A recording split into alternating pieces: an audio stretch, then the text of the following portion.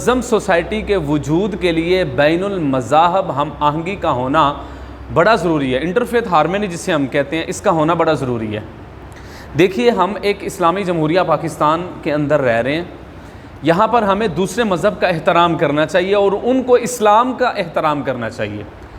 وہ اپنے مذہب پر آزاد ہیں، اپنے عقائد کے مطابق اپنے مذہبی رسومات کو وہ ادا کریں، ان کو کوئی نہیں چھیڑ رہا۔ اور یہ رسول پاک صلی اللہ علیہ وسلم کے دور سے جناب خلفائے راشدین حضرت ابوبکر صدیق، حضرت عمر، عثمان، حضرت علی رضی اللہ عنہ، ان کے دور کے اندر جتنے بھی مذاہب تھے ان کو اپنے مذہب کی جو حدود و قیود ہیں ان کے اندر رہ کے آزادانہ طور پر اپنی مذہبی زندگی گزارنے کا بالکل پورے کا پورا حق حاصل تھا۔ اور اسی طرح آج بھی ملک پاکستان کے وجود کے لیے اور ملک پاکستان کے معاشرے کو مزید منظم کرنے کے لیے یہ ضروری ہے کہ بین المذاہب ہم آہنگی ہو۔ اگر بین المذاہب ہم آہنگی نہ ہو، من حیث القوم ہمارا وجود بڑی جلدی ختم ہو جائے گا۔ اور دوسری بات ہے بین المسالک ہم آہنگی۔ چونکہ پاکستان کے اندر مختلف مسلک کے لوگ رہ رہے ہیں،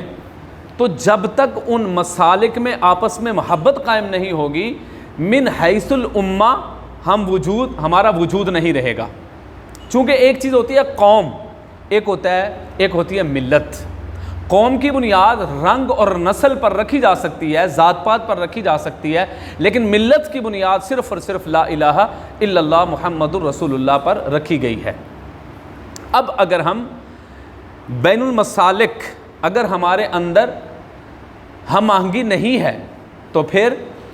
بطور من حیث الامہ ہمارا وجود بڑی جلدی ختم ہو جائے گا، چونکہ ڈیوائڈ اینڈ رول اپلائی ہوگا اور وہ آہستہ آہستہ قوم ملت جو ہے وہ تقسیم ہوتی جائے گی۔ ایک دوسرے کے مسلک کی بات کو سن کر برداشت کرنا یہ ہمارے اندر ہے ہی نہیں، ہمارے معاشرے کے اندر بالکل ناپید ہو چکا ہے۔ ایک مسلک دوسرے مسلک کو سننے کے لیے تیار نہیں ہے اور سن کر اس کی بات کو رپلائی کرنے کے لیے تیار نہیں ہے۔ در حقیقت ہمیں اختلاف کا طریقہ ہی نہیں آتا، ہم اختلاف نہیں کر رہے ہوتے، ہم اگلے بندے کو نیچا دکھانے کے لیے اپنا ایڑی چوٹی کا زور لگا رہے ہوتے ہیں۔ ہم اگلے بندے کو زیر کرنے کے لیے ہم اپنی ایڑی چوٹی کا زور لگا رہے ہوتے ہیں۔ ہم اس صورت میں مناظرہ تو جیت چکے ہوتے ہیں لیکن اپنے مد مخالف کو ہار چکے ہوتے ہیں۔ اس لیے مد مخالف کو ہرانے سے بہتر یہ ہے کہ اس سے پہلے ہم اپنے اختلاف کا طریقہ سمجھیں۔ ہم اختلاف کا طریقہ کرنے سے پہلے کفر کا فتویٰ لگا چکے ہوتے ہیں، اور جب ہم ایک دوسرے پر کفر کا فتویٰ لگا چکے ہوتے ہیں تو ہم اپنی بات کو کبھی بھی اس کو سمجھا نہیں سکتے۔ اس لیے منظم سوسائٹی کے وجود کے لیے ضروری ہے کہ ہم اختلاف کا طریقہ سمجھ لیں کہ ہم نے اختلاف کس طرح کرنا ہے۔ ہم دلائل کی دنیا میں بات نہیں کر رہے ہوتے، ہم تحقیر و تذلیل کی دنیا پر آ کر بات کر رہے ہوتے ہیں۔ تو یہ دو چیزیں جو میں نے بیان کی ہیں یہ منظم سوسائٹی کے وجود کے لیے بنیادی جز ہیں۔ اور پھر کس طرح ہم اس سوسائٹی کو مزید مضبوط کر سکتے ہیں، اس کے لیے عدل اور انصاف کا ہونا بڑا ضروری ہے۔ ہم دیکھ لیں ہماری کورٹ کچہریاں جو ہیں عرصہ دراز سے وہ کیس لگے ہوئے ہیں، اس کا فیصلہ ہی نہیں ہو رہا، عدل نہیں ہے، انصاف نہیں ہے۔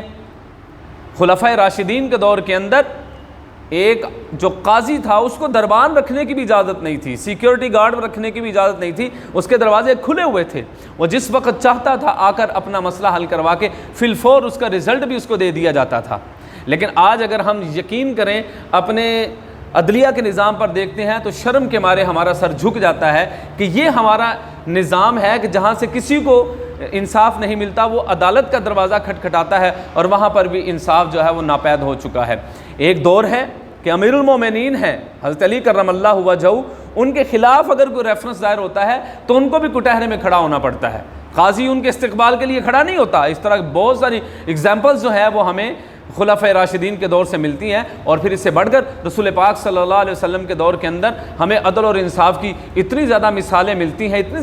ملتی ہیں کہ اگر ہم ان کو اکٹھا کریں تو اس پر عمل کریں تو ایک منظم سوسائٹی کا وجود ہو سکتا ہے۔ اور چوتھی بات میں عرض کر کے بات ختم کرتا ہوں، انتہائی ضروری بات ہے ہمارے معاشرے کے نظام کو مضبوط کرنے کے لیے، ایک سوسائٹی کو مضبوط کرنے کے لیے، وہ ہے اخوت اور بھائی چارہ۔ آج تو سگے بھائیوں کے اندر بھی وہ چیز موجود نہیں ہے جو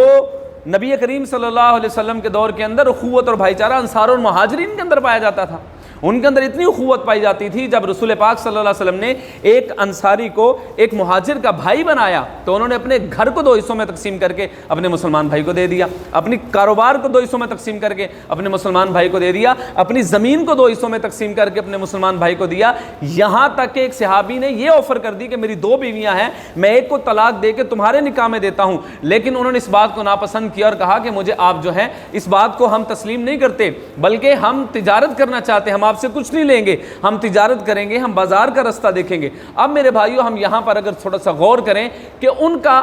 رشتہ کیا تھا، صرف اور صرف لا الہ الا اللہ کا، صرف لا الہ الا اللہ کی بنیاد پر وہ اتنے مضبوط ہو چکے تھے کہ قریش مکہ نے کتنے حملے کیے مدینہ المنورہ پر، لیکن وہ مدینہ المنورہ کی ریاست کو توڑ نہیں سکے۔ اور آج سگے بھائیوں کے درمیان اتنی دیواریں آ چکی ہیں کہ سگا بھائی اپنے سگے بھائی کو بلانے کے لیے تیار نہیں ہے، سگا بھائی اپنے بھائی کو شریکہ کہہ رہا ہے، شریک تو ظالم، شریک تو کہتے ہیں دشمن کو، اور ہم سگے بھائی کو شریکہ کہہ رہے ہیں۔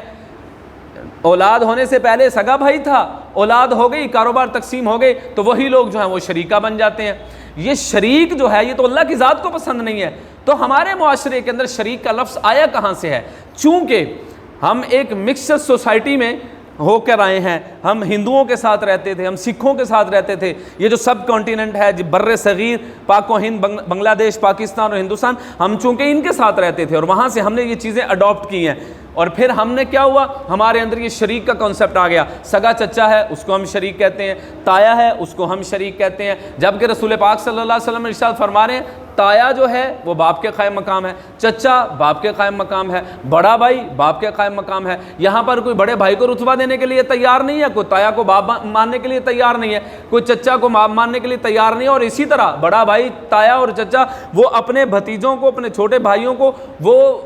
ایکسیپٹ کرنے کے لیے تیار ہی نہیں ہے۔ تو منظم معاشرے کے لیے انتہائی ضروری ہے کہ ہم اخوت اور بھائی چارے کو فروغ دیں۔ ایک اخوت اور بھائی چارہ وہ ہے جو لا الہ الا اللہ کی بنیاد پر ہم نے اس ملک کو حاصل کیا تھا، تو اس ملک کی مضبوطی کے لیے انتہائی ضروری امر یہ ہے کہ ہم اخوت اور بھائی چارے کی وہی مثال قائم کریں جو نبی کریم صلی اللہ علیہ وسلم نے ریاست مدینہ کے اندر مہاجرین اور انصار کے درمیان قائم فرمائی تھی۔ اللہ سے دعا ہے اللہ مجھے اور آپ کو صحیح معنوں میں حقیقی طور پر اس منظم معاشرے کے لیے اپنا کردار ادا کرنے کی توفیق عطا فرمائے۔ میں نے 4 باتیں عرض کی۔ بین المذاہب ہم آہنگی کا ہونا ایک منظم معاشرے کے لیے انتہائی ضروری ہے۔ بین المسالک کا ہونا،